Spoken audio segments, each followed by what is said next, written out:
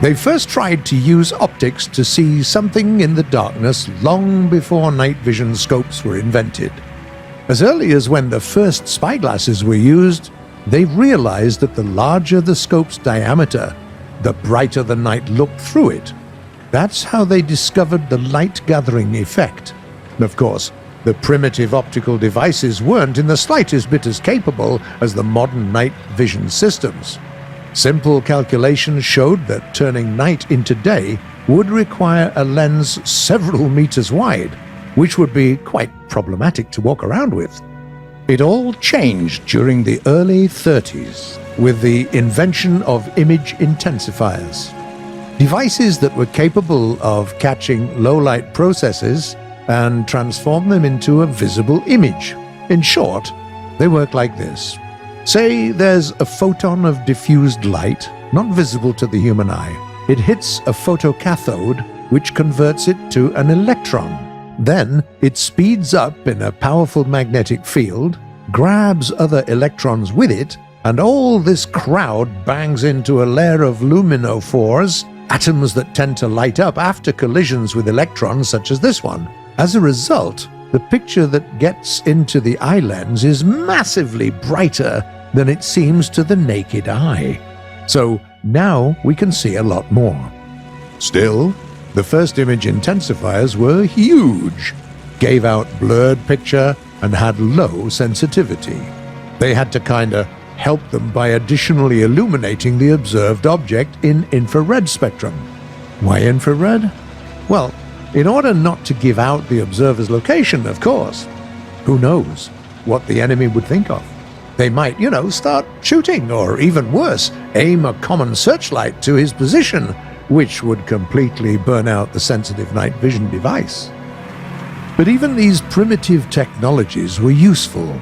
For example, even before the war, the Soviet scientists created the Dudka system, which can be translated as pipe or flute, that made it possible to drive a tank even during the night without using its regular lights. In Germany, they also created something similar, but after the war had already started. First, the Luftwaffe night fighters used simple infrared seekers, and then they implemented artillery, ground and naval sights, even though initially they had quite a short range and narrow field of view. After that, the technology started developing rapidly. Compact sizes, wide angles, flash protection, picture quality.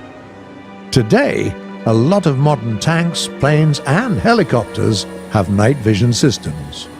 At the same time, they were developing another technology, thermal sights, enabling seeing things in the infrared spectrum.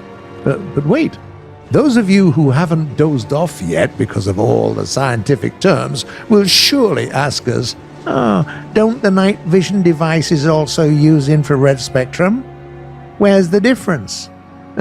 Okay, let's figure this out once and for all. Night vision devices are set to see the visible part of the spectrum, and only a tiny bit of the infrared one, the bit where the additional infrared illuminators work in. The thermal sights, on the other hand, perceive a wide range of infrared waves. They don't need any additional illumination. They don't amplify the reflected light. They just let you see the thermal emissions that come from heated objects themselves.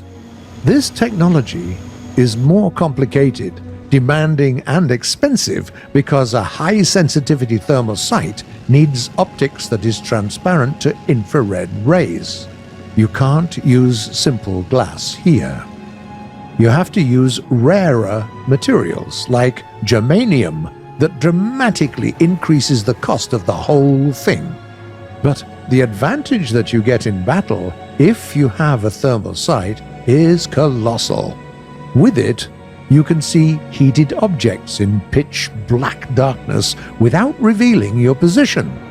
And these objects might be, say, tank weapons that were recently used to fire a round, or the red-hot engine exhaust, or even tank caterpillars and rollers that heat up because of the constant friction.